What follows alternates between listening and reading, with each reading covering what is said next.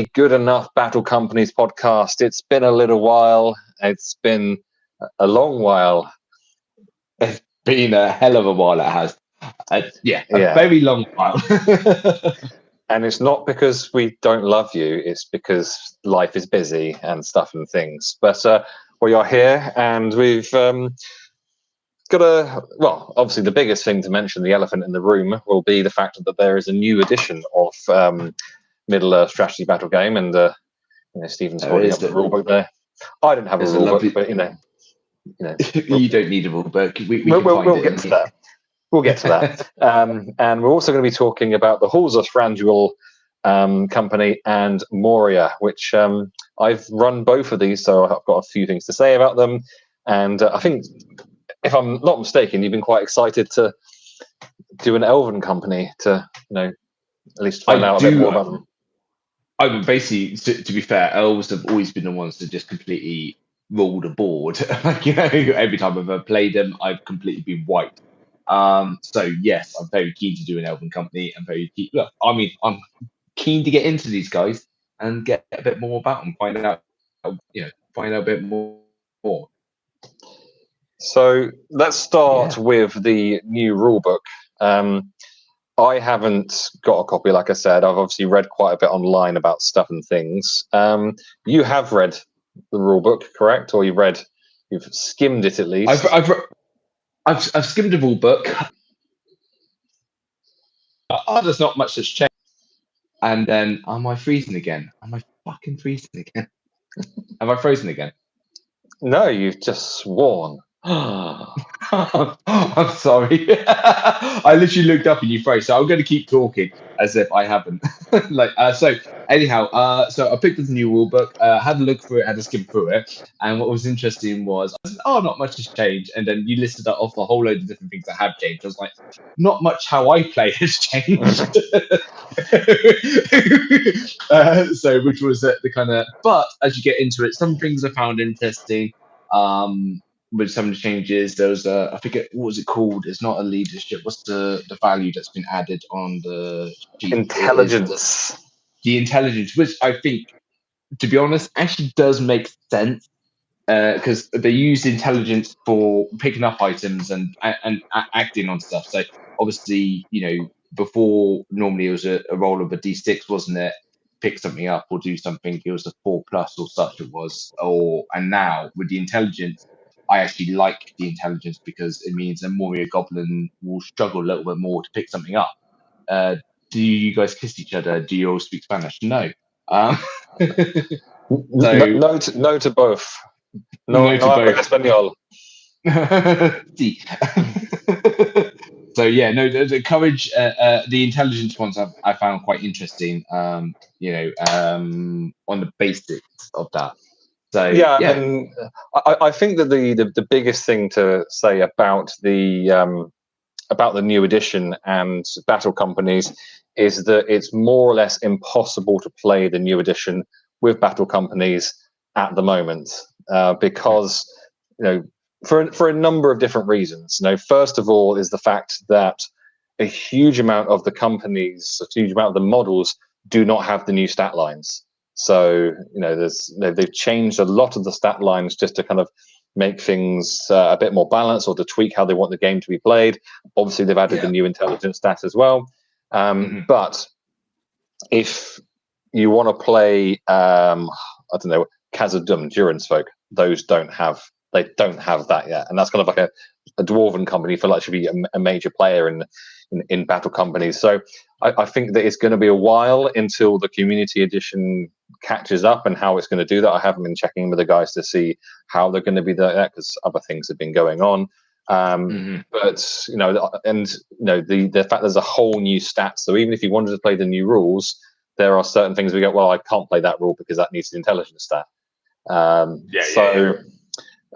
I think when I go back to the edition episodes I did with the guys from the community edition, there was so much going on with special strikes, particularly with Sharky's Rogues and with the Shire, and special strikes. Special strikes do not exist in this new edition. I mean, the thing is, I think with the new edition, you got to. I mean, right now they haven't put new edition battle companies. They've not done anything new in that lane. So I'm kind of more just like, let's wait for, well, like you said, see what the rest of the stats lines come out, see how it all goes. Because right now, battle companies is fairly balanced. Don't get me wrong, I wouldn't mind a debuff on the elves, but that's just a personal opinion. But yeah, it's I think it'll be interesting to see what yeah what the rest of it they produce, or is it going to be a bit of Warhammer Old World where they just rebox some old models, and there's not that much extra there. Yeah, and yeah, it's going to be very interesting to see how it all turns. And I don't see GW doing anything in terms of releasing a new Battle Companies edition. I think that they were very kind of one and done with the whole thing. I don't think they put a lot of time and effort into it, which is part of the reason that the community rules have thrived so much. And the reason why they're so good is because GW didn't have anything to do with them. Yeah. This is it.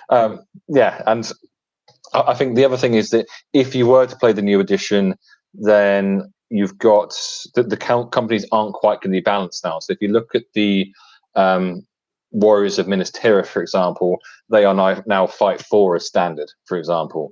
So they were Fight 3 before, and you had I don't know how much the points have changed, but where they were Fight 3 before, you're okay. Well, we're now starting with 6 Fight 4 guys rather than 6 Fight 3 guys. That's in Battle Companies terms, that's pretty huge. Because it's particularly when they're already defense 6. It's like having Uruks that are defense 6. Yeah, potentially. And I haven't got the strength of Uruks, but you get my point. So stuff needs to go on in order for the balance to catch up with stuff. So I don't see. But I'm certainly not going to. I mainly play Battle Companies. I've been playing a lot more. I have been playing a lot more, points games lately. But I'm not planning on converting across to the new edition anytime soon. Yeah, I think. Look, it's put it this way. I think they need to finish off what they're going to do. They need to finish filling that out, so to speak. So I mean, I won't lie. The new models, I really like the new Rohan models. I do like the box that has come, but it's just like the new Rohan models. I've seen one of the new Rohan models against the old Rohan horse riders, and I'm just like I'm not gonna, you're not gonna mix the two, so it's just, I want to see the rest of the development go, so it's and see what else they produce, and I just kind of hope it isn't, like I said, what they've done with the old world, where it's just they've reboxed a bunch of old minis. I think there's a certain amount that they are going to do that, but I wouldn't mind, if they put this effort in, that they slowly kind of turn some more mini. Yeah, I can wait. It's just, otherwise, as we all do, let's go back to 3D prints. Yeah, I mean, it would be nice if there was some signs that there were going to be some more support for the older models. So comments come on. What are we talking about? We are talking about Middle-earth strategy battle game, which is a tabletop wargaming thing that we are both very, very passionate about. And we play a particular version called Battle Companies, and that's what the Battle Companies, the Good Enough Battle Companies podcast is all about. So we're just talking about small plastic men, and we move them around and roll dice. Fascinating stuff. Fascinating stuff. Yeah, the Mordor Orc models are so old. The Minas Tirith warriors are so old.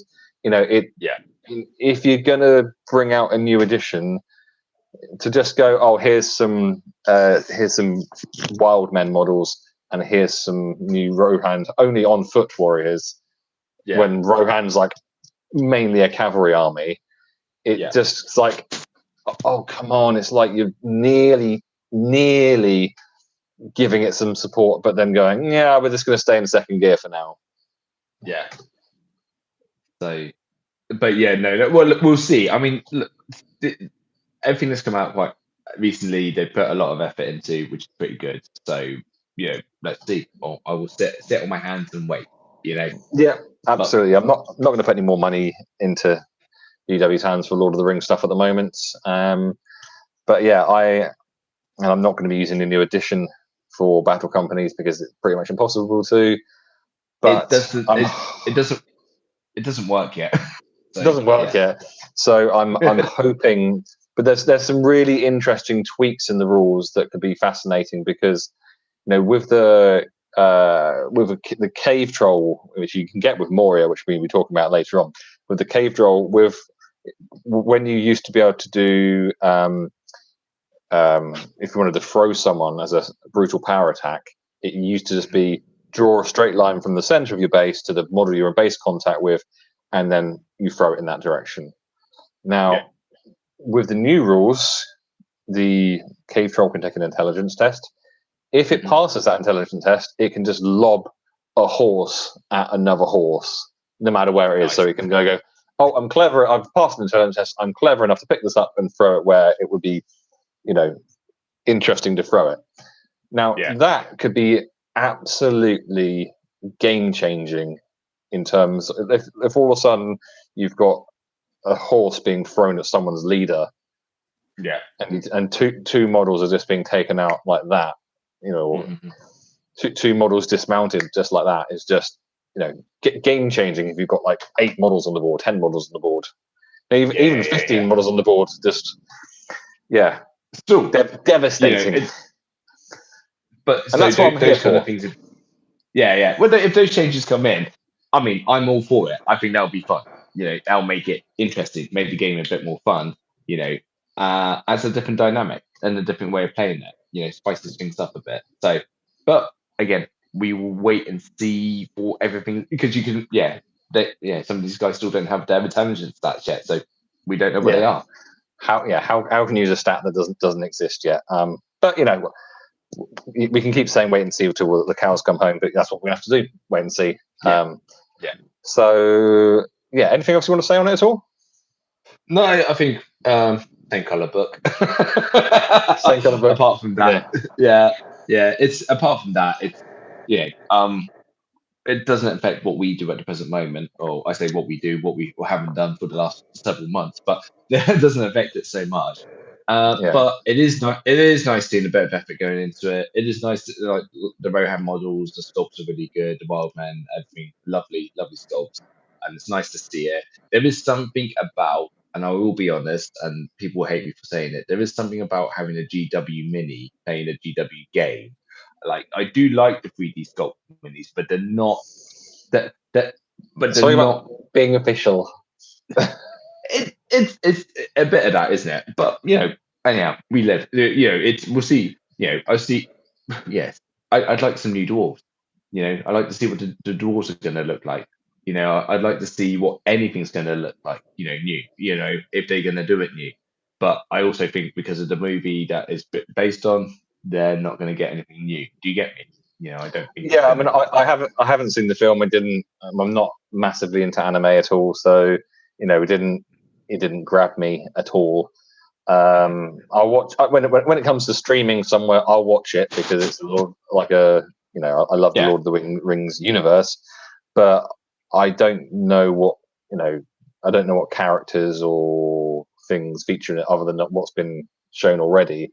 I mean, I think there's mummoks in the new film, so a new mummok model would be nice. Yeah. I mean, it won't happen, but some new Haradrim warriors. Those sculpts that I don't think they've changed since Return of the King came out in 2003, 2004, whatever it was. So some old models that could do with updating, but it's not going to happen because 40k is has to be serviced, and all the money has to go back into 40k. So, it does. Look, it's so many other games and stuff as well. Like I played Blood Bowl. I've been playing a lot of Blood Bowl lately, and it's the same kind of thing. We have to wait months for a new team to turn up. And they've been going since 2020 with the new edition. It's 25, and they still haven't finished all of the teams, and some of them already look old. So, I mean, some of them are 2016 sculpts, so they're already getting up to 10 years old already, when they re-released it. So it's that kind of thing. But don't worry, there'll be another Space Marine lieutenant somewhere. There'll be a new Space Marine squad soon, so that's we can all waste our money on that too. Okay, let's move on to the companies for today. And when we do the podcast, what happens is we sort out a date, and then I will create a little stat sheet of everything that's going to go on. And I was making the stat sheet this morning, in preparation for tonight. And as I was doing, I was going, "Oh yeah, I read through the things in the voices, don't I?" I was like, oh. It's been a while. It's been a while, and it's not. I'm a little self-conscious because it's been so long since I've done it. So great. Anyway, Go for it. Halls. I was just about to go for it, and you interrupted me. You bastard! I have to psych myself up again now. Halls of Thranduil. Deep within Mirkwood can be found the halls of the Elven King Thranduil. This woodland realm is kept hidden within the forest, away from prying eyes and evil thoughts, you bastard. Thranduil cares little for bastards and the world beyond his realm, and will not waste precious lives keeping it safe. Yet, as the years have gone by, even the Elven King has come to acknowledge the growing threat that is beginning to rise in the fortress of Dol Guldur. More and more frequently, the Elven King has commanded patrols to go out into Mirkwood and clear out the evil creatures that lurk in the gloom. For the spiders that once resided solely in Dol Guldur have become more brazen and vicious, creeping further and further north towards the halls of Thranduil.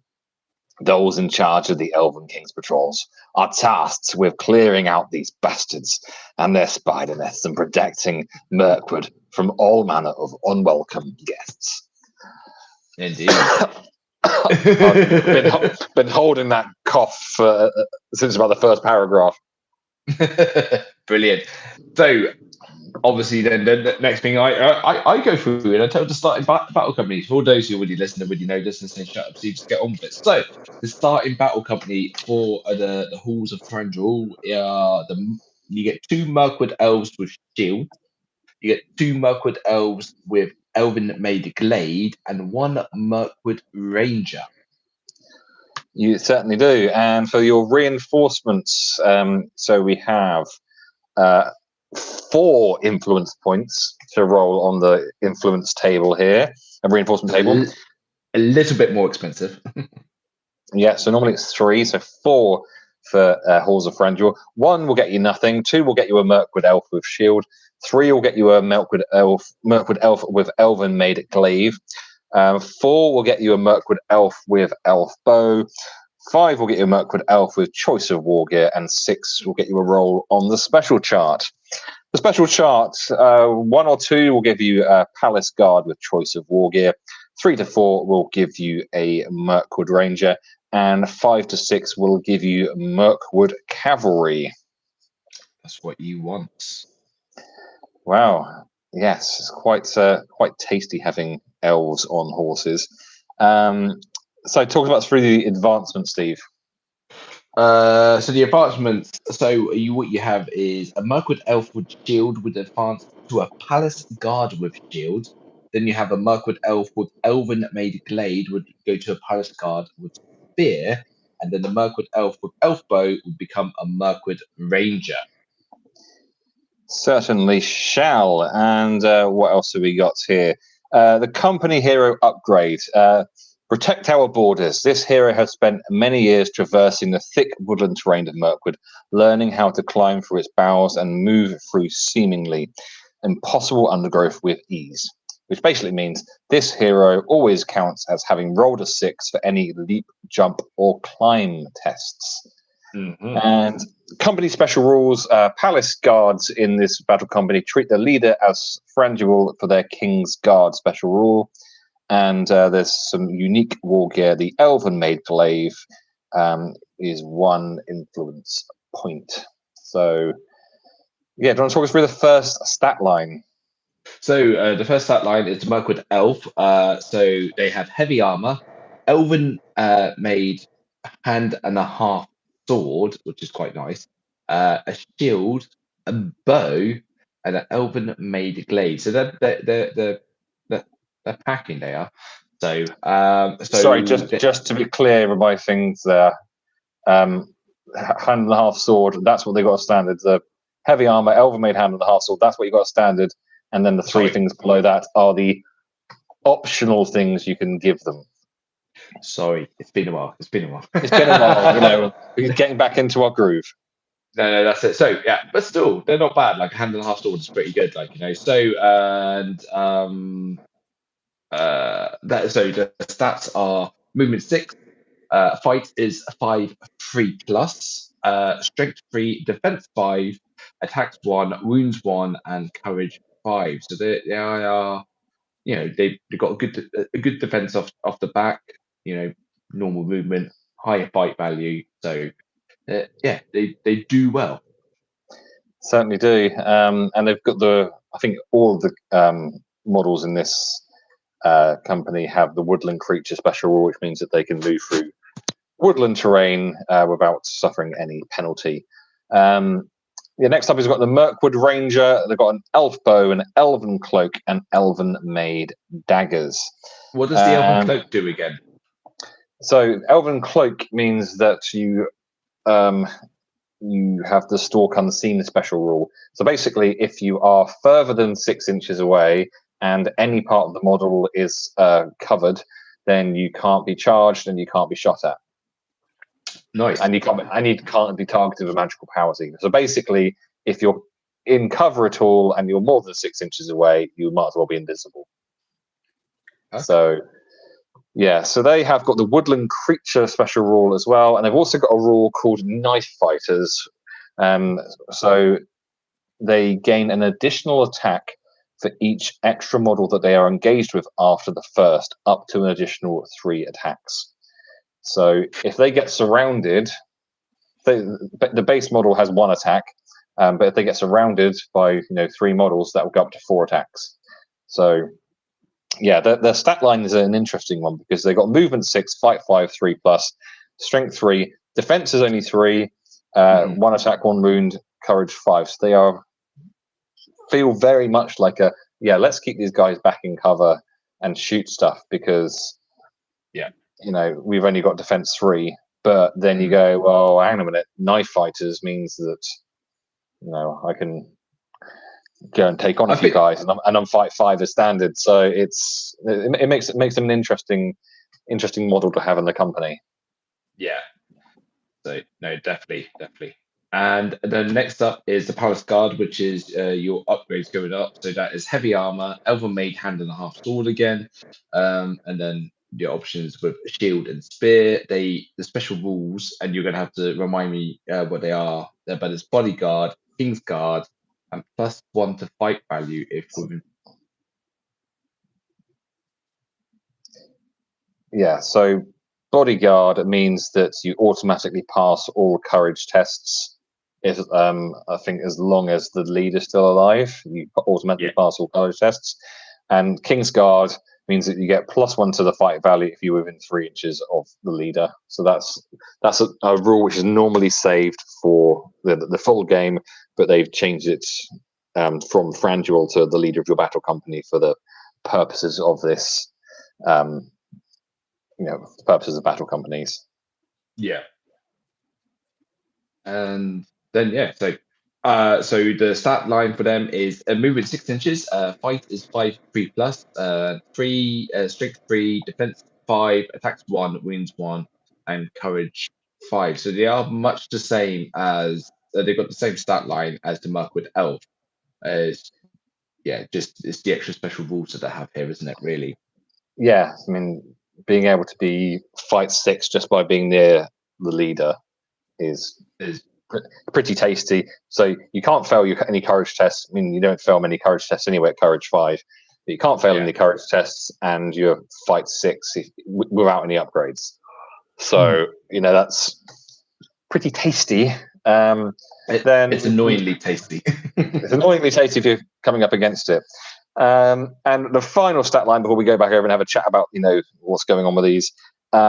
So Mirkwood Cavalry. Now this is exactly the same stat line as a Mirkwood Elf, but you've got a horse, and they're an expert rider, which means that With an expert rider, whilst mounted, an expert rider may re-roll the dice when making jump, swim, and thrown rider tests. While mounted, a model carrying both a shield and a bow will still receive the +1 defense bonus for being armed with a shield.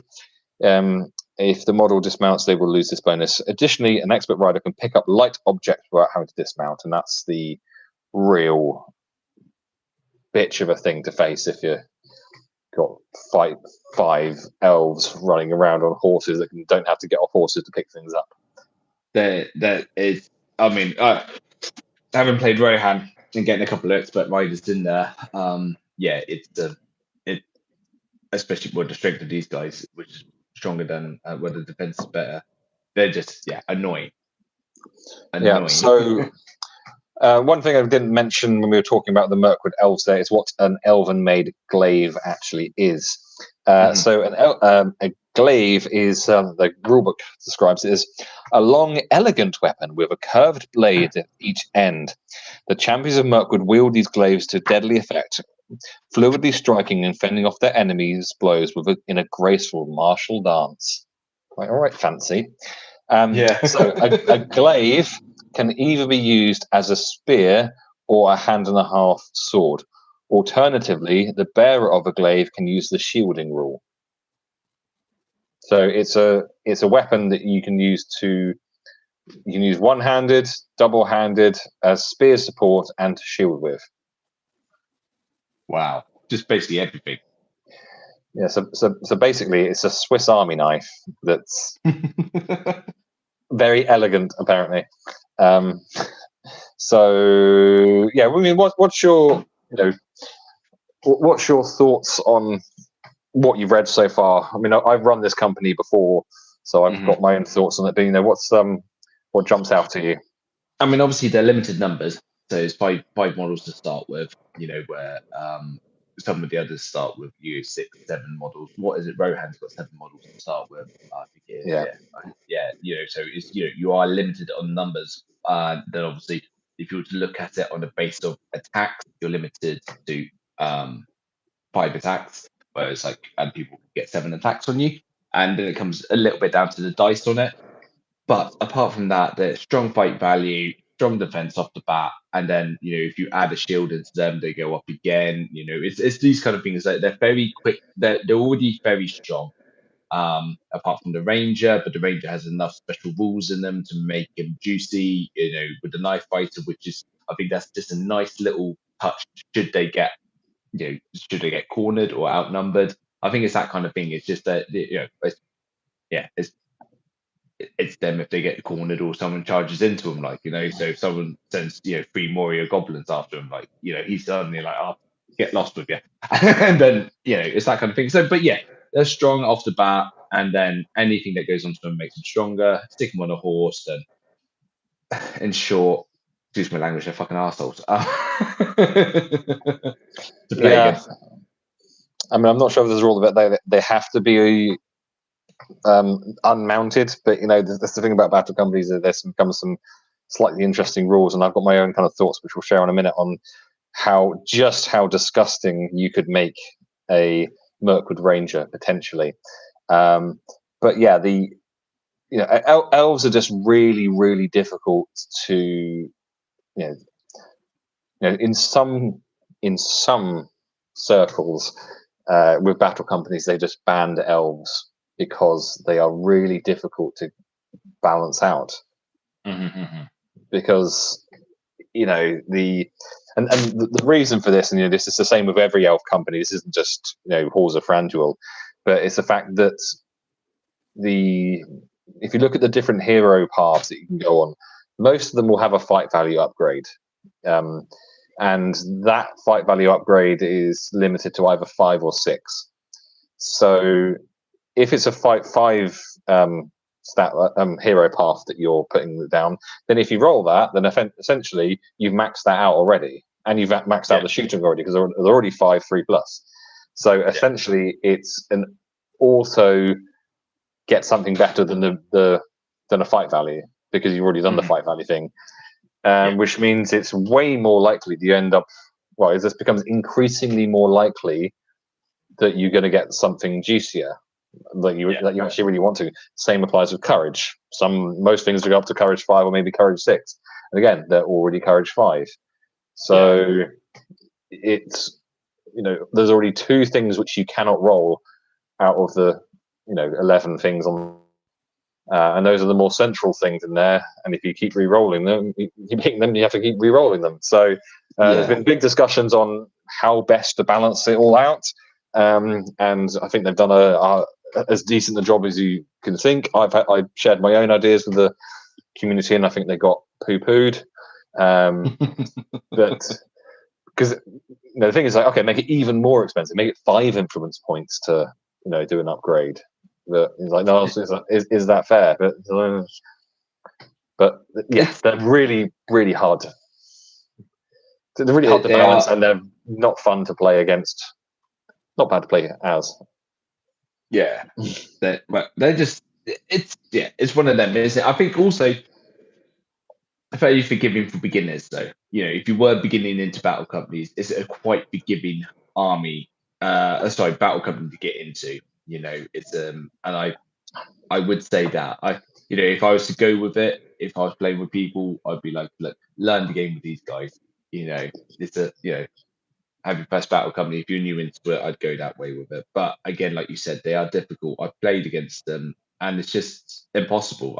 I was dropping like flies, and it was just Yeah, I mean, like the biggest downfall with all the elf companies, apart from Rivendell, which is arguably the strongest company, one of the strongest companies in the whole thing, is that there is no fight. There's no strength 4. Unless you upgrade, there's nothing which gives you more than strength 3. Everything is strength 3 across the board. So, if you come up against anything that's defense 6, you're still needing 6s to roll, and 6s to cause a wound. And if you're not getting that 6, and you are against like a horde army, or you're getting into a position where maybe you do get surrounded, maybe you do get trapped, and if you start losing the numbers, all of a sudden, if you have them against Moria, which we'll be talking about a little bit, which has 12 models to start with, you got a 5 on 12, and you somehow get a lucky shot and get that 5 down to 4, and you've got 12 on 4. Then every single model's having to take down 3 things to start off with just 1 attack. So that's it. There's, I think that's their potential downfall. But then again, they have got strength 3 shooting. They only got 1 person shooting at the beginning. But your first upgrade could be a bowman, and all of a sudden you've got 2 guys with strength 3 shooting hitting on 3s. So it's they're obviously very, very good. How would you run them if you were going to run them? Let's see now. This is just. I was waiting for this question, and I completely. It's been so long. So shall I tell you my absolute? I mean, I don't think I'd allow anyone to do this because it would be too ridiculous. Overpowered. Yeah. So if you were to run a Mirkwood Ranger as a ranger, okay. I was literally off the bat was Ranger, put the Mirkwood Ranger. So if you look at the roll of a 12 on the path of the Ranger, if the hero is outnumbered during a fight, he gains a bonus to of +1 to both his fight and attack values. Models that are supporting do not count as if in the fight when working out is outnumbered. So with knife fighters, I mean, potentially let's say that you get some more attacks. So you can get 2 attacks if you're on the path of the Ranger. So you get him up to 2 attacks. If you get him outnumbered, then he gets an extra attack because you have the Brawler special rule. But then he'd also get another attack because of the Night Fighters is up to 4. Chuck another 2 models in there, and then if he gets in a fight against 3 models, he is a minimum of he would be fight 6 with 6 attacks.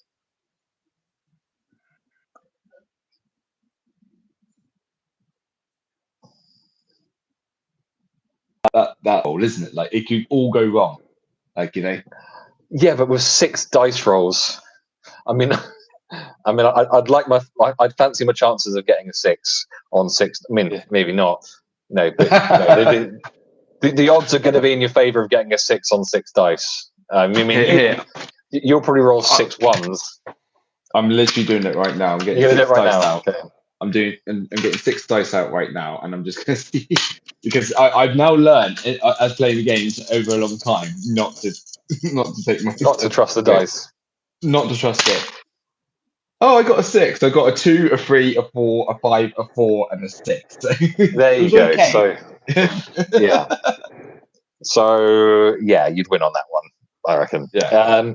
So yeah, I mean, I'm not sure I'd allow that to happen because that's just a bit filthy. But you know, if I was running it, that's probably how I'd do it. And I think when I ran it before, I had a sorcerer in there because I wanted it to be a bit more fun, and I think I probably had a duelist just because duelist is such a good path. It'd be interesting, like, I don't know. Would you put someone like would you want a Mirkwood elf as a ranger, hoping that they got onto a horse? Like is one of the other things like with expert shot and all that kind of stuff. Seasoned archer, sorry. Yeah. I don't know. But then again, like what's the strength of an elf bow again? It was 3. Yeah. Yeah. I mean, I think that you would probably want your. Let me just bring it up again. Sorry, I'm on a different screen now. So yeah, I mean, I think having palace guards with like auto getting up to fight 6 and stuff like that. I think you want to. So you can have 2 of them which can upgrade the palace guards and 2 of them that can't essentially. Yeah. Because so I think you're gonna have Mirkwood Ranger being a ranger probably, and then the dudes with shields or dude with the glaive being one of the. I think I had my sorcerer with a glaive, and I did a tiny little crappy conversion, and then duelist as a leader, probably something like that. Maybe Mirkwood Ranger as a leader, but I probably wouldn't have. I probably have the leader as the Mirkwood elf with shield because then you got the defense 6. And probably get him on a horse quickly. I would. But it's interesting the protect our borders special rule because you've got an auto 6 for leap, jump, and climb tests. So that doesn't just mean that they get to pass; that means that they get to carry on their movement afterwards. But the auto 6 means they can also charge automatically. I mean, I think that in the new rules it's changed so that you can charge if there's space for the base. But this is another example of this rule would have to change because otherwise the 6 doesn't really mean anything. In this case, I mean, I could be wrong on that, so someone correct me if I am. But it changes how you can play, particularly if you're on a horse and you've got like a little hedge that's protecting some models, or and you go, I'm just going to jump over that and charge you because I can. Yeah. You thought you were safe behind that fence? Yeah, I don't have to go all the way around. I can just jump over and charge you. Thanks. Bye. Yeah, you suck. Which was obviously like an issue before. So, yeah, I mean, they're a really, really strong company. They don't particularly have the downsides is the initial starting numbers.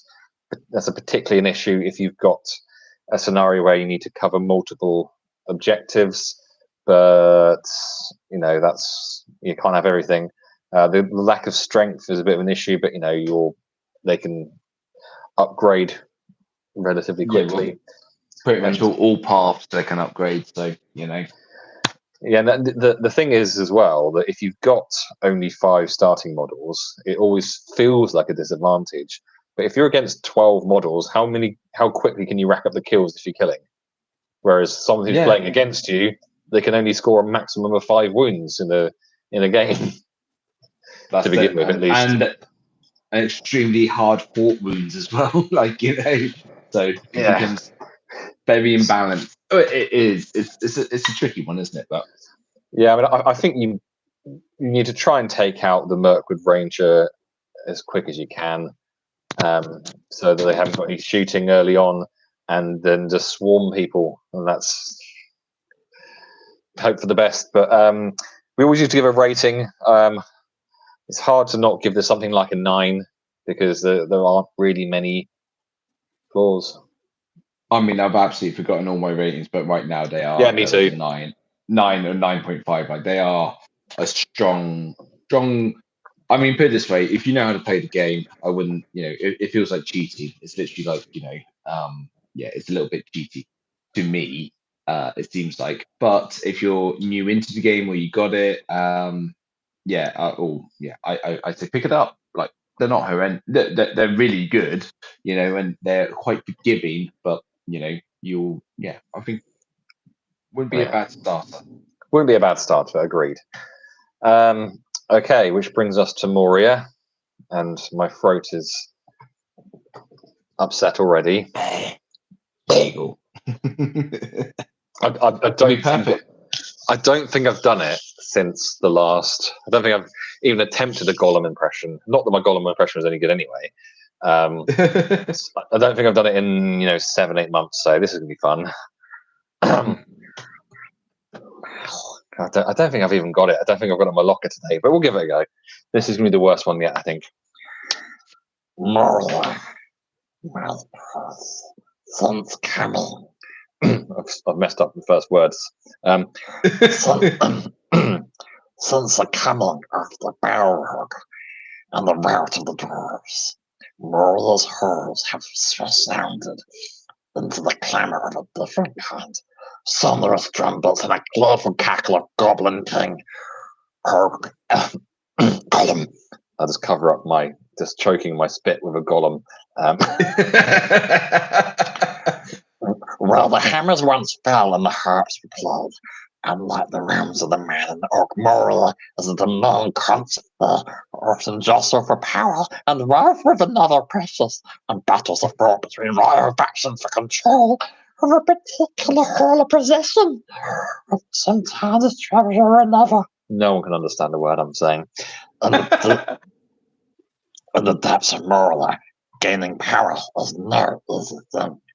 And holding onto its even harder precious. Any goblin with aspirations to rule will, in fact, to rally the followers to their cause, while the many soul-style goblin kings will unleash their warbands for foraging supplies and treasure, which they can lure more goblins to the cause precious. This chaotic situation inevitably means there is no shortage of goblins patrolling not only the mines of Moria, but the lairs and around in every direction, fighting men, elves, and dwarves, but also each other in a self-defeating quest for supremacy. So that was the longest fucking intro. To be fair, that sounded painful. You did a fantastic job of it. I mean, I think I've just given myself tonsillitis, so cool. It was nailed it. Just crack on. So yeah, the starting company for the Morias is 4 Moria goblins with shields, is 4 Moria goblins with spear, and 3 Moria goblin with orc bows. So that's the starting company. And for the reinforcements, standard 3 influence points for your reinforcement roll. So 1 will get you nothing, 2 will get you a goblin with spear, 3 goblin with bow, 4 goblin with shield, and 5 2 goblins with choice of war gear. 6 will give you a roll on the special chart. The special chart consists of the following: a 1 to 3 will get you a Moria goblin prowler, and a 4 to 6 will get you a Moria black shield. Now, a Moria battle company may hire a cave troll for 15 influence points.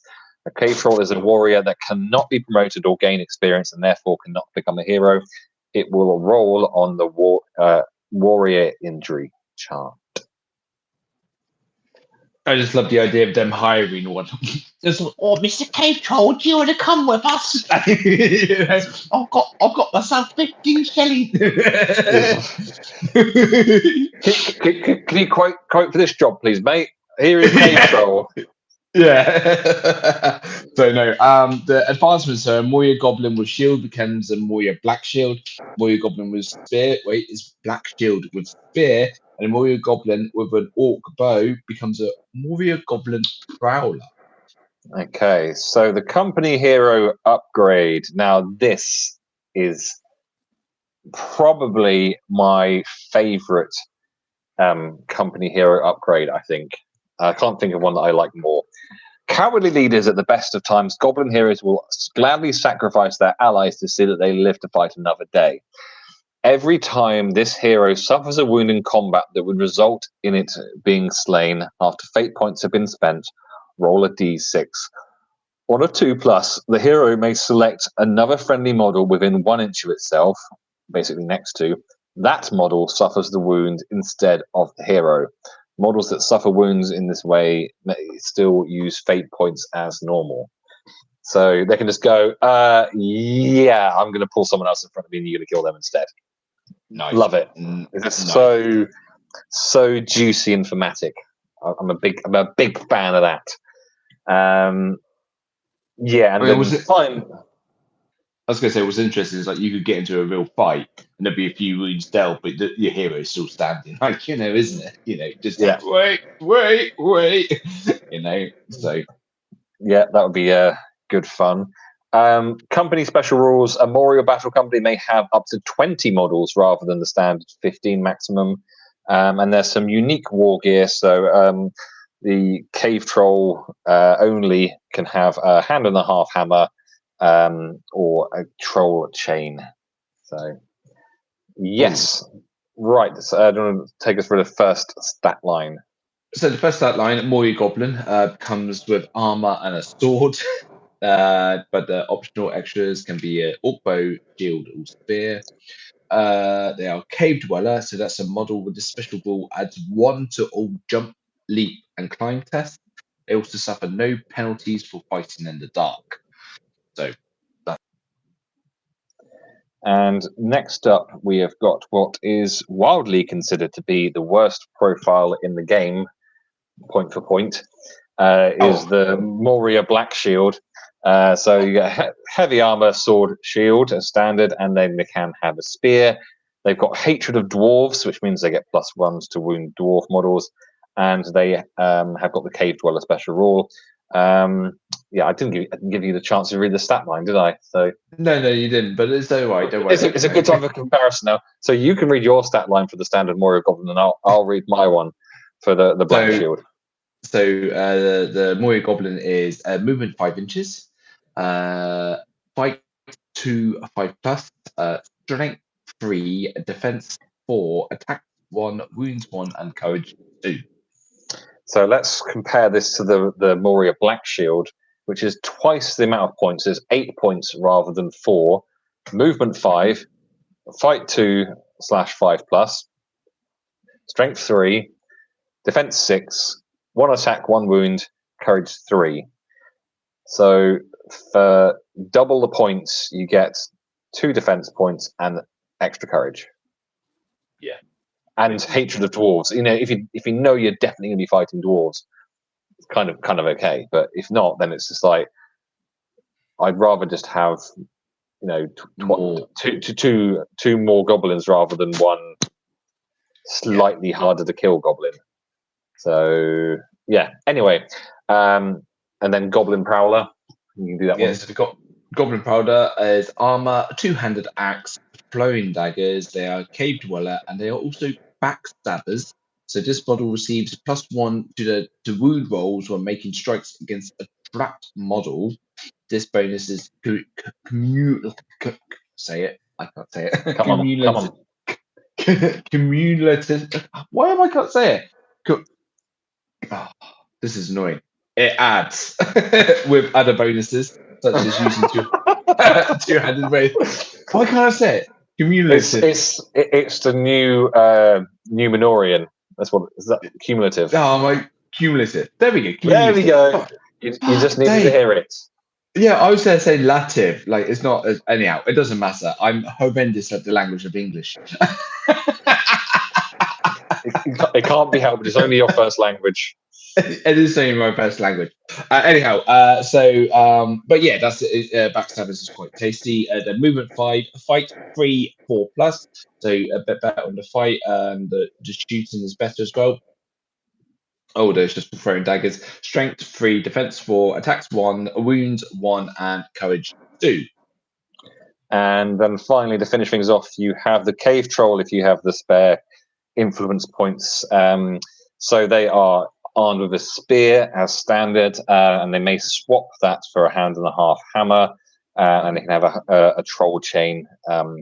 And they are burly, they cause terror, and they've got the throw stones rule, which is 12-inch range and a strength 8. Throw stones can only be done if they haven't moved. And Cave Troll stat line is movement 6, fight 6, 5+ for shooting or throwing stones, strength 6, defense 6, 3 attacks, 3 wounds, 3 courage. So comfortably the pick of the bunch, but and there's nothing to say in the rules that you couldn't have 20 cave trolls. I mean, you'd have to get 300 influence points, but that's by the by, right? So no, I mean, I think with this kind of one here, because you got numbers to start out the gate, you literally your tactic is swarming, isn't it? What's nice is you got the Moria Goblin with shield, so they go straight up to defense 5, and then you got the other ones with the spears. You do spears to 4. Everyone's running off in pairs, or 4s or whatever. Suddenly, you got double of the attacks, a little bit better strength, a little bit better defense. The strength's not horrendous. It's matching the elves, isn't it? Strength 3. So if you play clever with them, and at the end of the day, if you're playing against elves, these guys here is actually 11 goblins off the start. Yeah, I said 12 earlier. I misspoke. It is 11. But it's that, and if you start banking those influence points, just bank, work hard, slog out at the start. You will get some. You will win some, you will lose some, and stuff like this. But get to that cave troll. That thing's going to be doing some damage. That's what was happening before you abandoned our last campaign. So I just loaded the Battle Companies manager just to have a look, and I've got 16 influence points sat there waiting to be used because, I mean, I think that they are potentially an underrated company. I think that they're ultimately they're a hordy, swarmy type army with some fun little quirks you can get going on. So obviously the main weakness is the fact that the only thing that's above strength 3 is going to be your cave troll, which costs 15 influence points, because without that cave troll it's just like it's just low goblins. So when I first started playing Battle Companies, Dave had a Moria company that he was using more than anything else, and he was convinced that they were just so easy to kill and everything else that he didn't even give them names. Just put a number on the base. They were just a number to him. Whereas I named all but one of them after members of the Afghanistan cricket team, just because they all just sounded right. Because when I think of Durbers is like the Goblin King that GW kind of created. I don't think he's a Tolkien name, but that kind of Z thing just felt right. And just, I think I was following a cricket game with the Afghanistan were involved in, and one of them was called Zadran. I was like, that is my goblin leader right there. That's a brilliant name. And then you had Azmatullah, Nabi, Ahmad, Rahman, Faruqi, Alikil, Hassan, Ashraf, and there's one that definitely isn't a member of the Outcasts. Who is it? So after reeling off all of those names, the final and the 11th and final goblin is called Clit.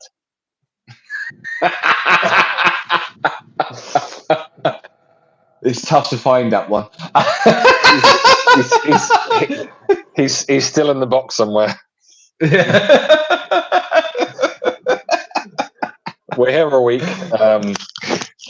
So let me tell you how I have set up my company.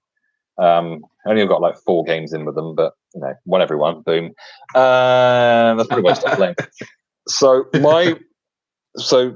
my thing that I really wanted to do with this company was to make sure that I had as much courage on the board as possible, because having your models just leave after goblins just die like anything. You lose 6 of your goblins, which can happen quite quickly. You're broken, and then before we know, the rest of them run off. So I had my leader was on par for the sorcerer, because there is a way of it wasn't about getting courage. My mistake. It was about getting banners, rerolls. So yes, my leader was par for the sorcerer because wise advice creates a banner effect. So that's what I wanted. Durbers was on par for the general, and that can have a banner type thing going on. And then my final one was par for the minstrel, because there is a banner type upgrade for that one as well. Because if you've got 11 models on the board, if you can get them all near one of these guys, then there's a chance of rolling another dice. And if you've got, if you can turn those 11 attacks into 14 attacks, essentially, then and you're against 5 models, why wouldn't you? And it works absolutely perfectly, basically, in the games that we played.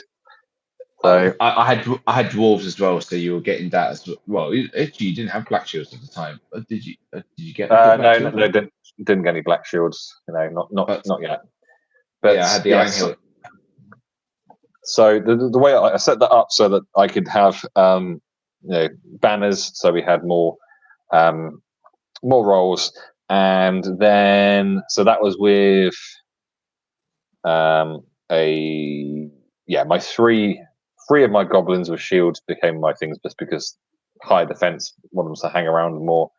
And then the most important thing, so if you're gonna run a Moria battle company, the most important thing I think you can do is to make sure that none of your orcs with bows are heroes, because you want them to become goblin prowlers, because the goblin prowler is your only fight 3 off the bat option.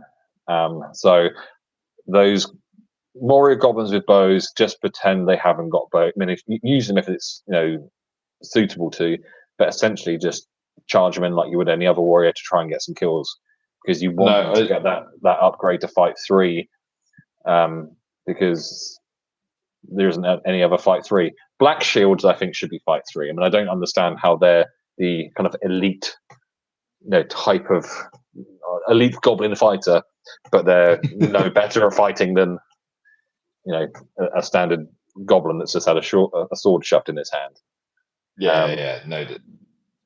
It's just basically looks like they literally look like someone who's just got given a shield. It's like, I'm great because I got a shield. Stand behind me, Barry. I've got you. So I've got the black shield. The black shield models are really quite nice. They're like a metal kit. I don't know if they're still available or not, but if they're not, then mine are worth quite a bit of money. That's just nice. But what you can do, and this is really nice, is if you get your Moria Goblin Prowlers, and you use them to be the front line in your block. So rather than being a shield at the front, you've got your Goblin Prowler at the front, and you can get a little bit of a trappy trap going on. Like the Goblin Prowler has got a two-handed axe, which means that he can go double-handed. So that means -1 to your dual roll, but +1 to your attack. He'll also get +1 to wound if it's a trap because of the backstabbers rule. So you've got +2 to wound. You can also, if depending on the defense of the person you're going against, you can also do a piercing strike, which will make them strength 4 rather than strength 3. So that all combined means that, say, if you were against someone who's defense 6, then you would be wounding on 3s. Pretty good for pretty good for anyone, let alone a goblin. So, but the downside. Well, you're negating the fact that it's it sounds like kamikaze because it's -1 to your dual roll and your defense. But if you've got a spear support giving an extra attack, you've got a shield person there coming in at the side creating the trap, then they become pretty lethal. Plus the fact that they can do their they can do their throwing daggers on the way in, which throwing daggers are strength 3 shooting. Hitting on a 4. I've heard of worse stuff. Well, look, it's something. It could do something. It might not do something. But again, it's an extra attack, isn't it? It's just all in the favor, isn't it? So. Yeah, I've played quite a few points games against Ben, where he's been dwarfs and I've been Moria, and I love having a block of 4 goblin prowlers with a spear behind because it's they're ultimate glass cannons. With dwarves, you need something special to get through the defense because strength 3 by itself isn't going to cut it. But no, a double-handed piercing strike with because you're gonna with a spear support as an extra attack, has bit of a chance, or maybe not, but it can work. But it can work. It can work. But yeah, my plan was get the banners in, get the influence points, keep the orc bow wielding goblins away from any path because you want them to be turned into prowlers. Black shields is fine because it gets you the extra defense, but the fact that the top upgrade is the top thing in this company in terms of a rolled upgrade is a dude that's got 2 better defense and 1 extra courage than your starting dude. And he increases the value of your company so much. That's just frustrating because you lose all the rerolls or anything else that you can get. That's just bloody annoying. Prowlers are better than black shields, but prowlers the lower result. To the point where I might spend the extra influence points to move my 4 roll on the special chart down to a 3 to get a goblin prowler. The downside with prowlers, if you roll them just as prowlers, is that they only have a 2-handed weapon, so you have to go double-handed. Whereas if your orc guy upgraded to being a prowler, he'd still have his single-handed weapon that he'd use. Yeah. So, yeah. But then, well, I mean, put it this way, then for me, it's saving those points, getting those rerolls in, get everything you can, and get that cave troll. Now, what's so special with a 1.5 hammer or a troll chain? What's the difference with those ones there compared to spear? So the 1.5 thing, and this applies with. I mean, this is the one thing we forgot to mention with the Mirkwood, the Halls of Thranduil thing. The 1.5 thing means you can either use it one-handed or two-handed.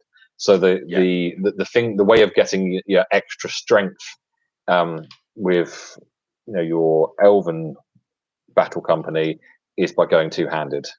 and you know, you're going to be -1 on the dual roll, but you just fight 5, maybe fight 6, so you might be able to get away with it. So the hand of the half hammer. So if you're going to get a cave troll, you absolutely want to swap for the hand of the half hammer straight away, I think, because I mean, you can spear support with a troll, but you don't really want to be doing that because there's only one attack. You want to be front and center, just fucking shit up. So hand of the half hammer means you can go single-handed or double-handed, but there's no reason for him to. He's burly, so there's no reason for him to not go double-handed. So your strength 6 with +1 to wound. So to put that in perspective, just how good that thing I said with the Prowler is, if your strength 6 attacking something which is defense 6, which is kind of nearly peak, but not quite peak in battle companies, then you need a 3 to cause a wound if you're the troll. But just the same roll with a goblin Prowler. I mean, it's not bad. That's not bad at all. I think my dream company, I'd have 2, maybe 3 cave trolls, and then and they would just swarm out and do their thing and throw horses, and they would do some damage. I mean, even that was nice with the terror as well. Like you have to pass the courage test, that's right, isn't it, before you can attack them. So it's like the amount of times that I went in to go against, we had the cave troll battle that we did, and went in with my dwarves. I was failing courage tests, and they're just getting stood there and just getting trampled, and you're just like, oh,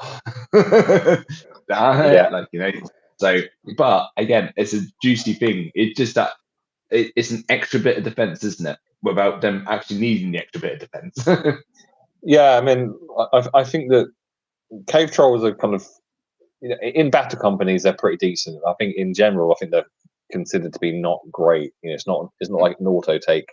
I think that in the new edition, they've tweaked how they've tweaked the rules to cave trolls to a degree. I don't know exactly what they are now, but I think apparently they're more worthwhile the points that they are. But if you can get your cave troll onto an objective and sit there, then you've got. If someone wants to come and take that off you, cool. They've got to come along. They've got to fight something which is fight 6 with 3 attacks. And well, you think, well, fair enough, you can do that. But you want to get numbers on it. Well, if you want to get numbers on it, they've all got to pass a courage test.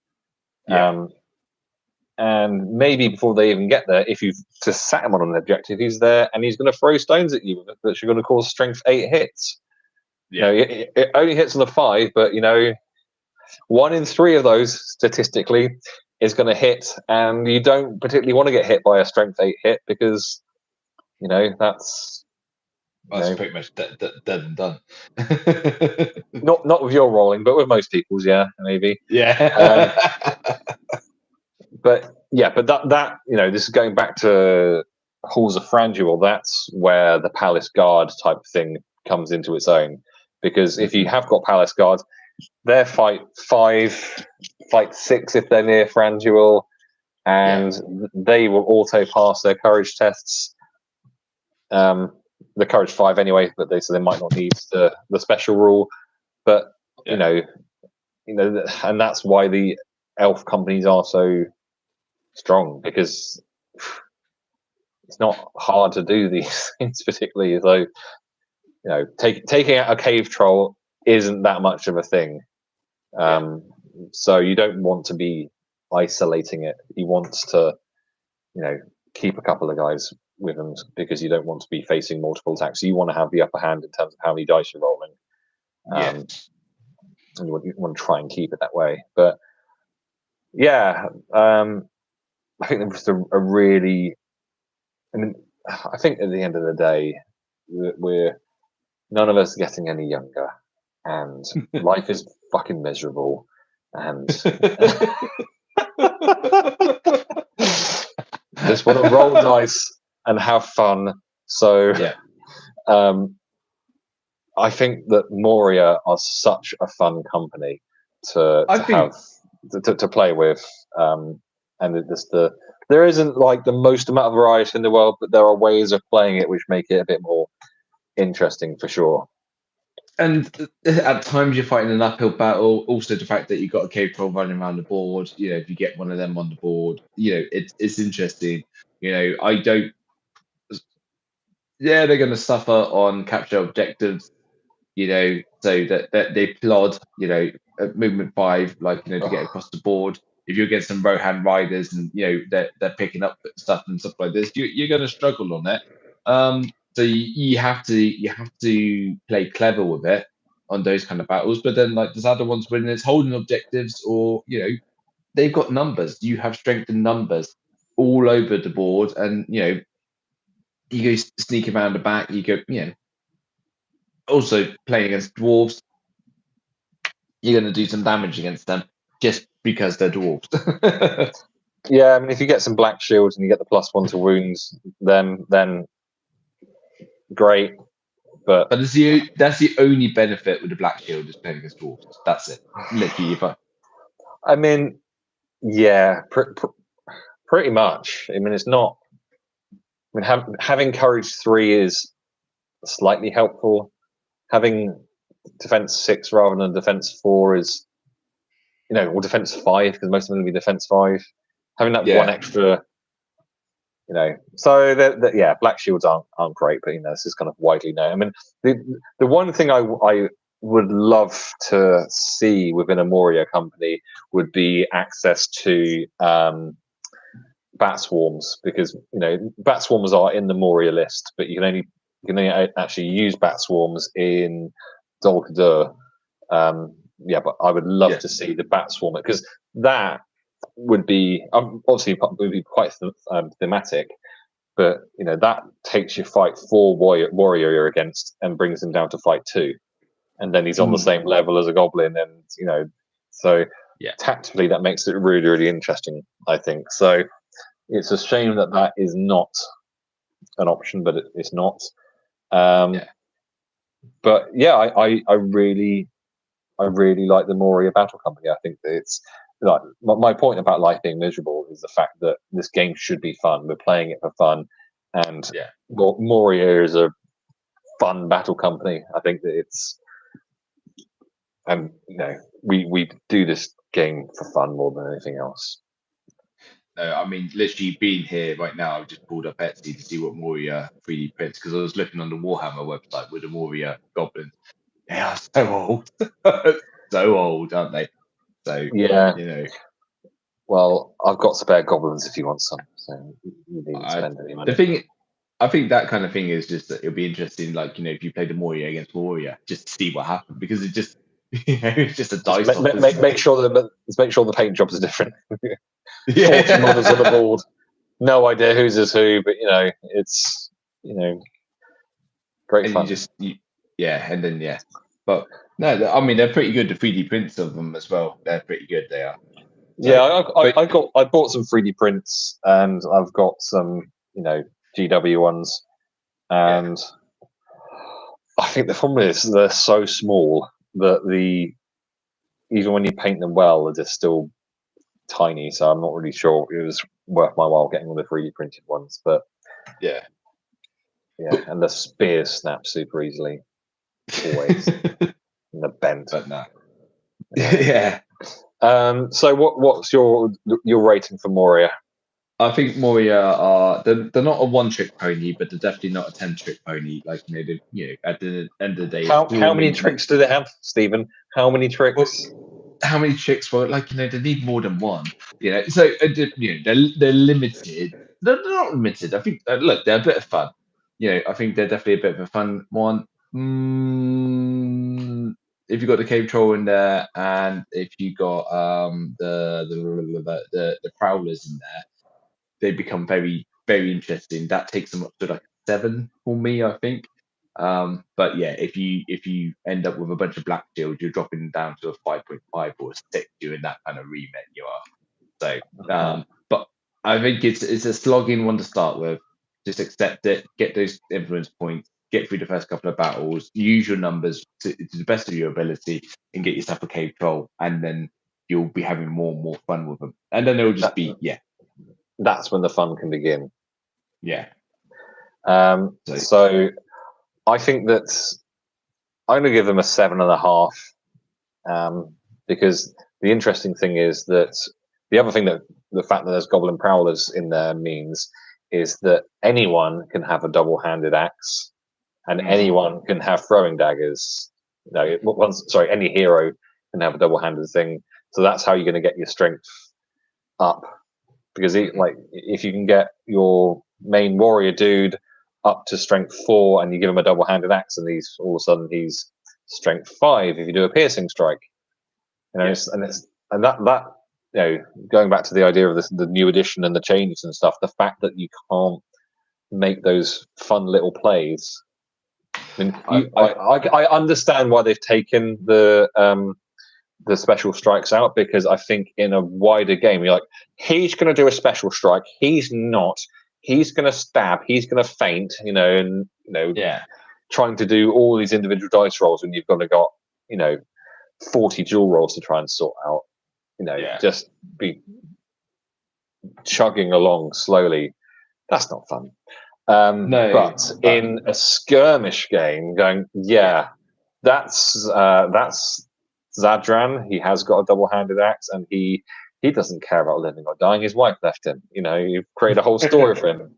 So he's straightforward with a double-handed weapon, and he's going to go double-handed and piercing strikes. So that's going to be strength 5 +1 to wound, but with -1 to his dual roll, unless you get him burly. So yes, that would have to be the way to go. You'd have to make one of them.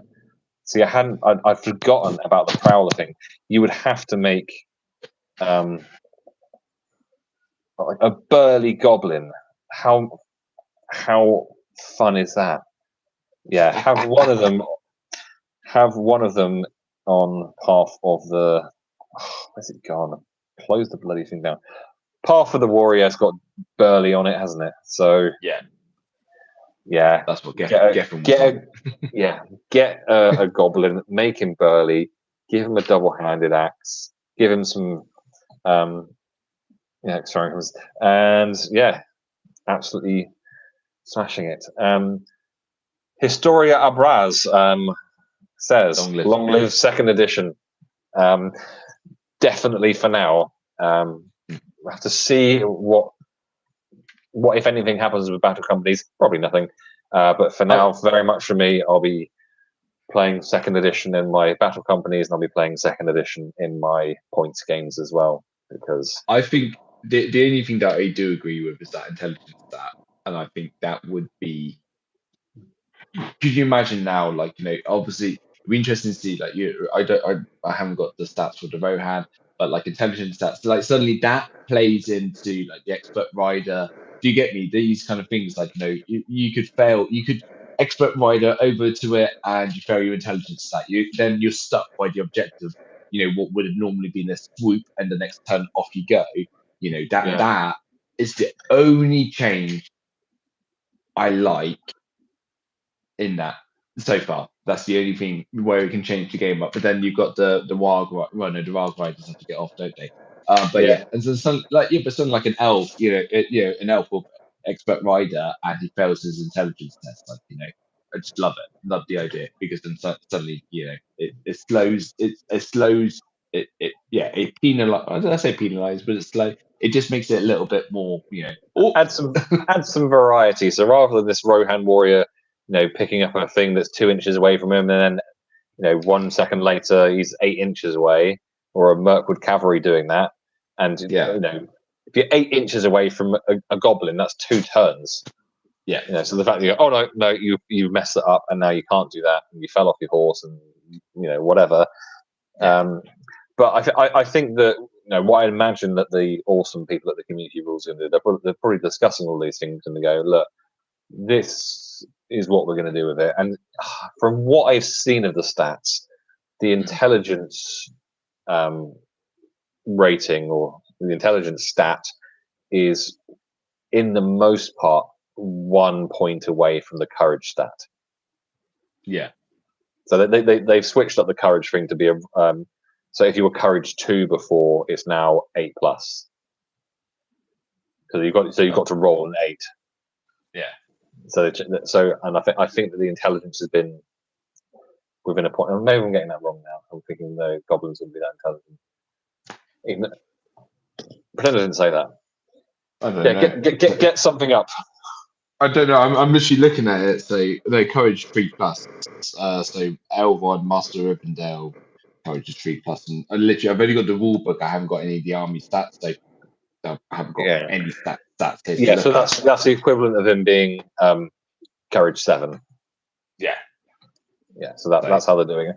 But yeah, I mean, I think what they'll do is they'll go, yeah, we'll take a guess what we think the intelligence thing, and they'll go, right, we'll add that to the, I think the thing is that they're, unless they change how many things are on an upgrade path. Yeah. And maybe they'll make it on a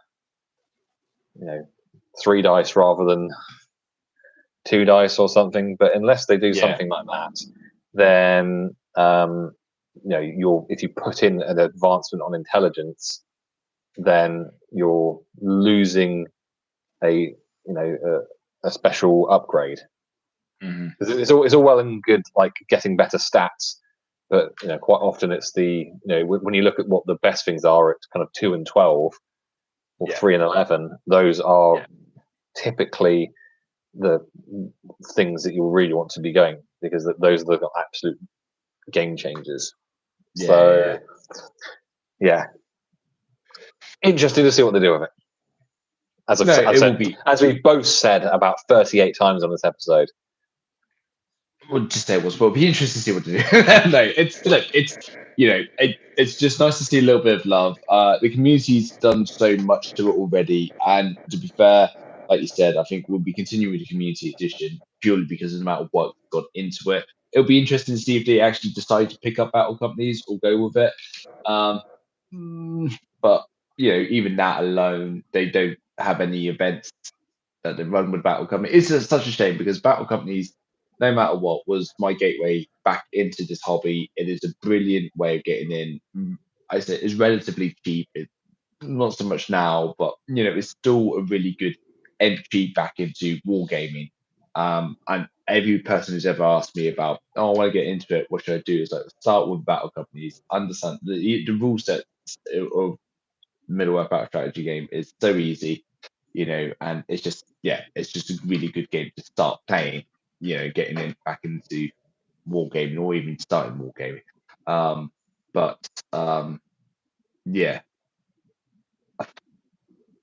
Will they do anything with battle companies? We don't know. So we'll keep going the way we are. No, they won't, and because they probably don't need to, and it's not going to earn them any money. They might put an intern on it or something. Yeah, I'll intern. I'll do it. Right. Anything else left to say about Mirkwood or the new edition or Moria? No, apart from we should be back to doing this fortnightly is what we want to be doing, isn't it? Don't ask that as if I'm the issue here. So no, the plan is to be getting this out fortnightly now. We want to get going, we want to get through the rest of the list and stuff, and hopefully with some other bits and pieces that are going on, we should be hopefully getting a bit more gaming going as well. Will be the plan. So, hopefully we'll get a campaign going soon. But if you have any requests, then leave them in the comments, or you can email me, chris@goodenoughscenery.com. We will have to speak about campaigns as well, because there's the campaign edition came out, and it can be a whole other episode, because you probably haven't even looked at that yet. To be fair, I glanced by noticing, it's like, oh look, look at that. So Chris sent me something to ignore again. I'm not sure if he's frozen or just got sad that I said something. No. I did.